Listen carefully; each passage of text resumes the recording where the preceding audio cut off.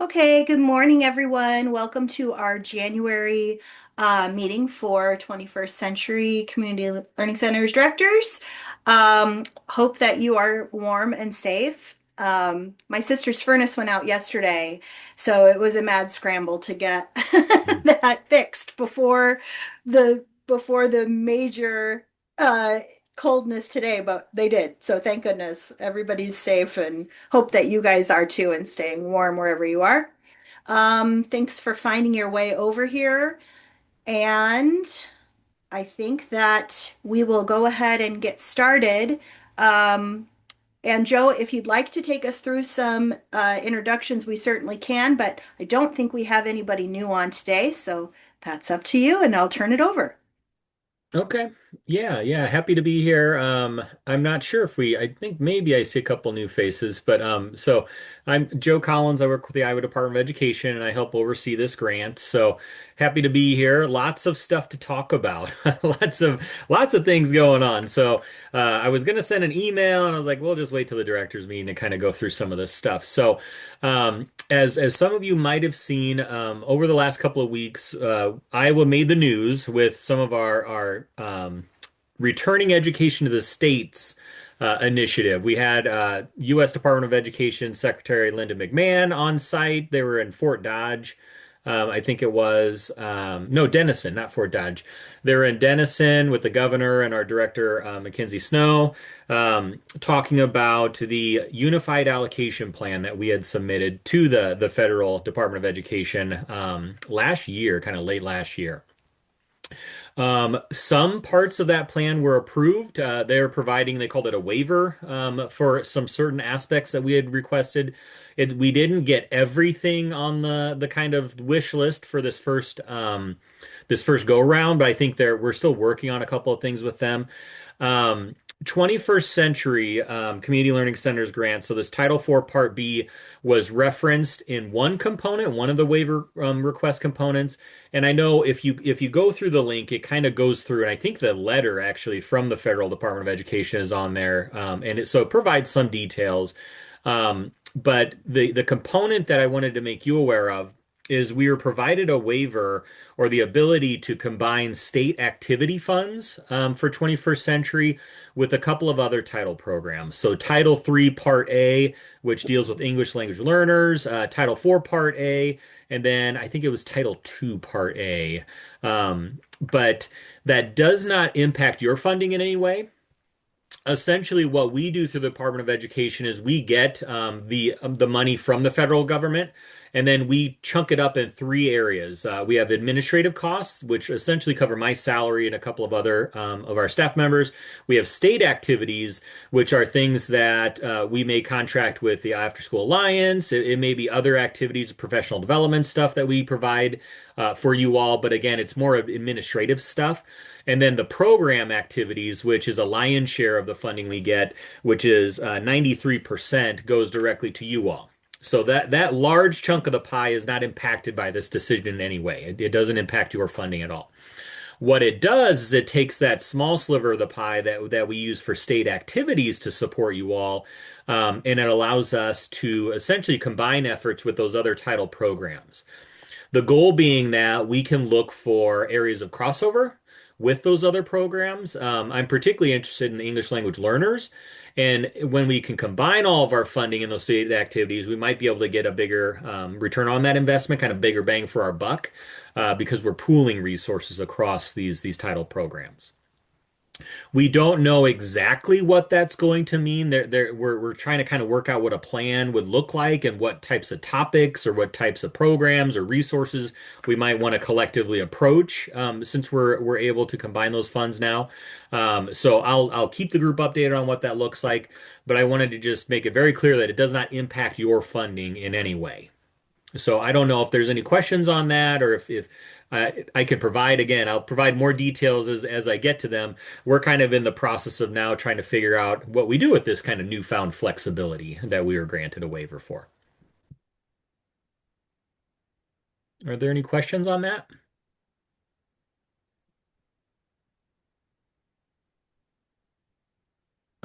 Yeah. Oh, Brian, did you have something? No. Okay. So like I said, that was only a portion of what we had asked for approval on our unified allocation plan. Like I said, we're still kind of working with them kind of back and forth on a couple of things. So stay tuned for more information on that. We don't really know if any additional stuff will be approved or not, but for the time being, it was really just some pretty generalized stuff. A couple of our other title programs were granted a little bit more flexibility and kind of minimum and maximum funding amounts that they could kind of play with, or percentages that they could spend their funds on. But like I mentioned, really the our Title IV Part B 21st century stuff was really only impacted by that small change, the state activity stuff. But you're of course free to click on the link to learn more about the plan and kind of see what was approved, not approved, all that stuff. Yes, Keely?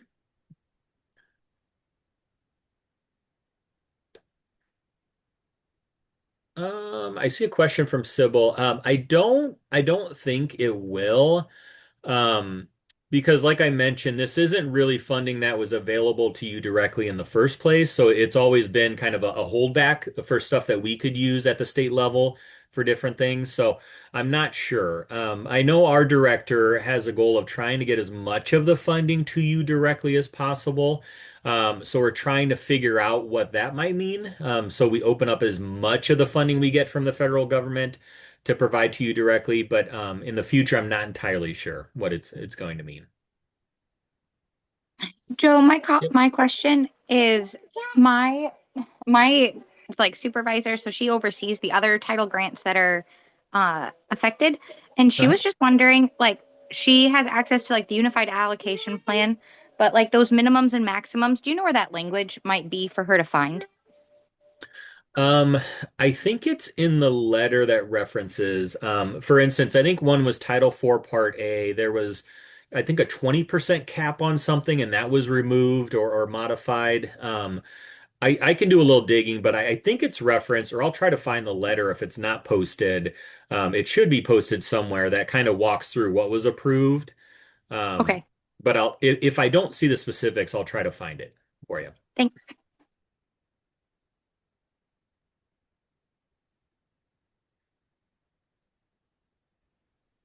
Yeah, we're doing a lot of work as a team to kind of collectively figure out, kind of the theories were approved, right? The concept, but how do we actually make that work really effectively at the state level? So trying to kind of figure out some of that stuff, iron out the details. Yep.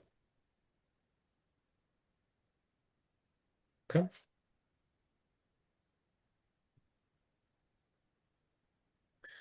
Very good. Moving on to the next item here, we've got our second quarter claims. It looked like I've been kind of going through and looking at stuff. It looked like we had about half of you had submitted your claims or maybe started. The due date is February, was it 2nd? I just had it. I just had it. But no, February 1st, I think it falls on a Monday. No, sorry, February 2nd. They're generally due on January 31st, but that's on a Saturday, so you have until the end of the day, Monday, the following Monday, which is February 2nd, to have your second quarter claim submitted.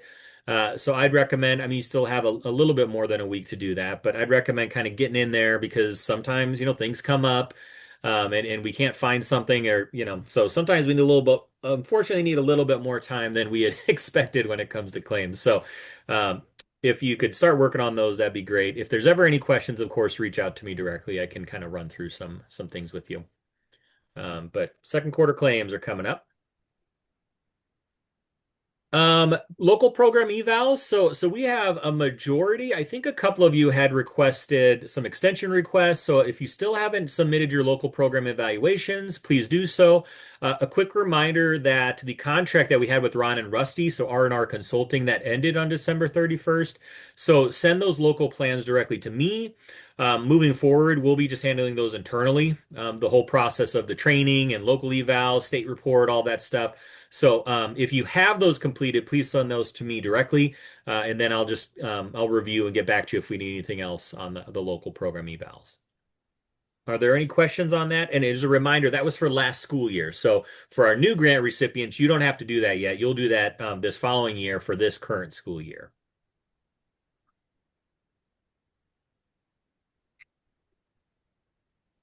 Okay. I'll be reaching out if there's any I'll kind of go through the list, and if anybody is still kind of outstanding or we've missed any deadlines, I'll reach out to you directly just to try to confirm and figure out what might be going on or if there's additional assistance that's needed. Okay. The 21 APR federal data collection system. I just wanted to send a quick reminder. You still have quite a bit of time with this, but our second window of data entry, as you may recall, our first data entry was back in November. That went through like enrollments, activities, kind of hard data stuff. The second window of data that we need focuses more on the outcomes, the performance measures. So they used to be called GPRA measures, GPRA. But that data is going to be used, what we would collectively refer to as outcomes data. That data is due by the end of March, essentially, March 25th. My kids are yelling something. I don't know what they're yelling about. Oh my God. Okay. Yeah. They're battling up there. But that is due by March 25th. So if you could start on that again, if you want to give yourself a little bit of time to kind of run through that. That information was all part of your local program eval, so you should already have that collected or that you worked with your program evaluators on. So if you don't, let me know and we can kind of maybe try to figure out what's going on or what might be needed. But definitely take a look at that. And we try to get that done as soon as possible because I have to do a little bit of certification on my end. So preferably a little bit before even that March 25th date that I can have time to kind of review things. But I'll be sending reminders as we get closer to that date. Are there any questions about that data that's going to be needed?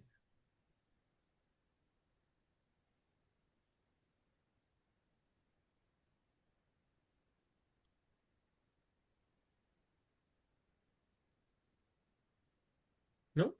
Okay. A couple of new announcements, some things that we're doing in the virtual world. We've begun offering as our Bureau of ESEA programs, our federal programs. So my colleagues that cover the other title programs, we've begun offering a webinar series to cover different types of topics. There's a general topic kind of that covers all of the federal education programs. And then each of the consultants, we provide kind of a very basic like 10-minute overview of some specific things you maybe need to be thinking about when it relates to that title education program or considerations. So for instance, in January, we did our first one. It focused on equitable services, equitable shares with your non-public schools within your community or your district. So some of my colleagues provided, it seemed like roughly an hour long kind of here's what equitable services are, here's what it means, kind of, the general information. And then I provided, I want to say it was between 5 and 10 minutes of just some specific things to keep in mind for Title IV Part B, 21st Century Community Learning Centers grant program when it comes to equitable shares and services. So those are all recorded and posted on our website for you to just view whenever you like. We just did in February, it was allowable activities because there are some pretty big differences between the programs. So again, there's a general one. Here's kind of generalized things to keep in mind for federal education and what might be allowed and not allowed. And they talked about supplement versus supplant and kind of, again, generalized things. But then I provided some specific things to keep in mind or that might be unique to 21st century, which, as you all know, where it's pretty flexible. It's I would say probably the most flexible education funding that is out there. So we provided some things to keep in mind and some, again, kind of considerations for that funding. I don't know if that's posted yet. That was for February, so that should be rolling out here shortly. But there is a schedule in case you're curious about what topics are upcoming and then what to expect. Another cool thing that we're doing now is we're offering virtual office hours once a month. I believe it was second or third Wednesday afternoon of the month. We're offering just a 1 hour kind of virtual office hours.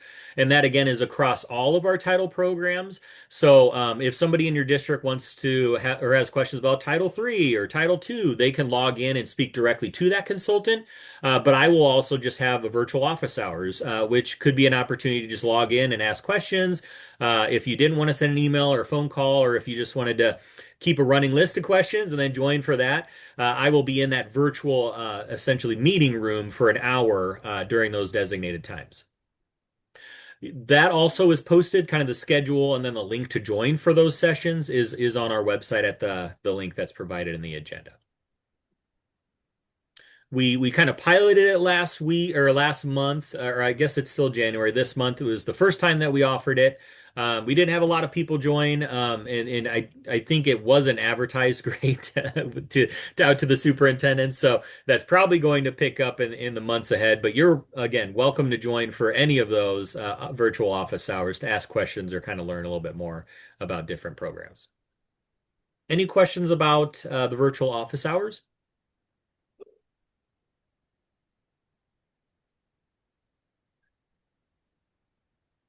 No?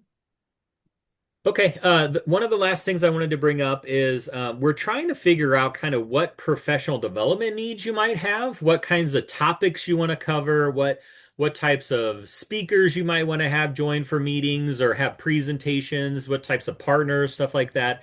So I'm preparing a very basic Google Forms, an anonymous Google Form survey that I'll be sending out to the group, maybe yet today, if not Monday, just to kind of gauge what some of those areas of interest are. Is it sustainability, fundraising, maybe business stuff, how to kind of manage my center in different areas, HR, accounting, stuff like that. So if you wouldn't mind replying to that survey, again, anonymous, very basic. I'm not asking for anything too crazy, but just some topics that we could maybe focus on or try to line up for you all to provide in the year ahead. I'm trying to kind of build out our relationships with different either vendors or public agencies. And some of them offer some really good training programs or workshops or things that I think we can benefit from. But again, I want to kind of know, or I want to kind of gauge the group what those areas of interest might be. And then we can try to kind of plan accordingly and kind of build out some sort of schedule for either virtual or in-person experiences, trainings, workshops to help you all in your various initiatives and programs. So stay tuned for more information on that. I'll be sending that out, and then would appreciate if you would take 5 minutes of your time to kind of provide some feedback on what that might look like. Joe, do you prefer one response per site or cohort, or do you want us to forward this to our site directors, unit directors, whatever? I'll leave that up to you. One per would be okay, but yeah, if you've got a lot of people, it might be easier if you just send it out to them and then they fill it out. Because it might be different from site to site, right? So, we would probably, I would say, share it with your team. Yeah, the more the merrier. Yep.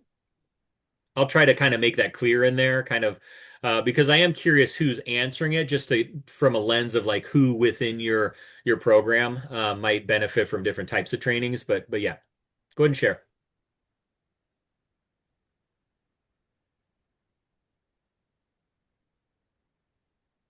I'm trying to think if there's anything else. Are there any questions about kind of what I've covered, or state stuff, or national stuff? Or I guess I'll mention, in case you had not seen the federal education funding bill that has come out from both the House and the Senate Appropriations Committees, all keep our funding, 21st century funding, at the same level as it was this last year. So there were a lot of concerns that it was being combined or cut, and this kind of consolidated, I forget what they called it, this block grant approach. That was removed by both the House and the Senate. They essentially reverted a lot of the education funding, not just our stuff, but a lot of the other programs back to kind of business as usual, kind of even keel. That does not guarantee it's going to be that way, but it was, I would say, refreshing and promising to see that they kind of rebucked some of the other more dramatic and kind of drastic approaches that were being made, or recommendations. So we're watching that education funding very closely, but we're hoping that everything gets ironed out and then we're just back to kind of normal, normal kind of boring stuff, and we can all take a breath and kind of get back to work. Are there any questions about that, or anything else again that kind of is going on at the state or national level? I have a question, probably Yeah. not related to either of those, but just if there's a statewide survey being sent out, or I can't remember if we've talked paused. potentially. Are we What having a deadline for that coming? I'm going to be on leave here in a couple of weeks, so just plan. you were kind of breaking up there, Caitlin. I'm sorry. It's my internet. I'll drop it in the chat. Okay.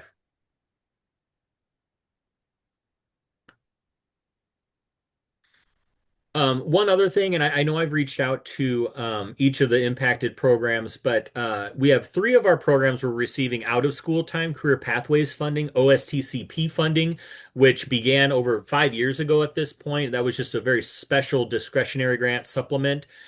We received an extension for that, which was great news from the Department of Education. That was set to actually expire last week. And so we got an extension, essentially another year to spend that down. So I know Heidi has scheduled a meeting with those three groups coming up here that will kind of run through a game plan and kind of answer any additional questions.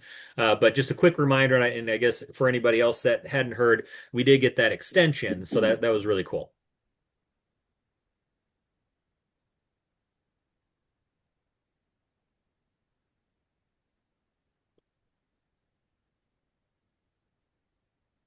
Any other questions?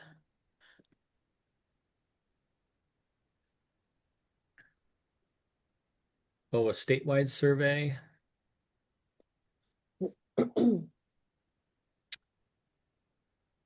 I'm not sure. Heidi, is that a small survey that you guys used to do to supplement this? Yep. Yeah, Vic used to have us do a statewide survey that would, yeah, it would supplement the local evaluation and APR data that went in. It's very redundant as far Okay. as what uh, data is being collected. I think we had kind of discussed before when we were still doing our committee meetings about either potentially changing that or rolling it into something else. But I don't know if we'd actually come to it, or if we'd actually come to a decision on if you want to if we want to roll that out again or not. That's certainly something we can do, but I think that we kind of left it as this is the same information that's being reported in local evaluations. Yeah. Yeah, Okay. Yeah, I'll take a look. I think I remember what survey it was. Very what we're brief, talking wasn't about. it? It Yeah. wasn't. Yeah. Okay. I'll take a look and get back to the group, but I'm not gonna bother you guys if I don't have to, sort of thing. So let me take a look. There might have been kind of some weird data that wasn't being collected for whatever reason or that we couldn't gather. But I'll take a look, yeah, and get back to Okay. everybody. Sounds good.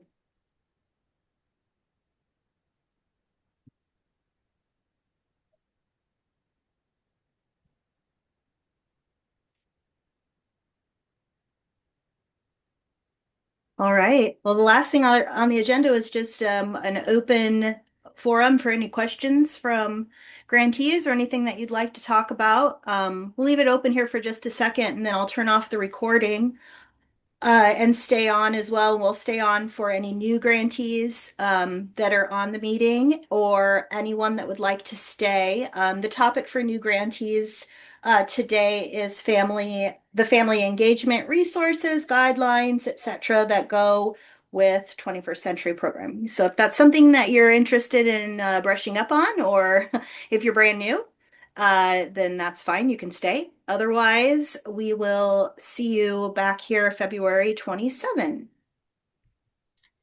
I do want to give just a quick shout out to Heidi and the rest of the IAA team. Great event at the Capitol last week. So Oh, thanks, I took Crystal. scholars up there. They had an amazing time. One of them's like, "Yeah, I'm going to run for office," and I'm like, Ah, "Get it, kid." You know. that's so cool. But Yeah, again, thank yeah. you. For those of you that don't know what she's talking about, we had our Capital Connection Day, formerly called Day on the Hill, but this year we tried to do something a little different and set up some set up some kind of specific conversations with legislators. And Crystal brought some kids down, and Cedar Valley Boys and Girls Club was there, and Iowa Children's Museum was there, and it was really good. We ended up talking to, I think when we finally sent out our thank you notes, it was a list of 25 people that we actually got a chance to chat with, combo of Democrats and Republicans, which was nice.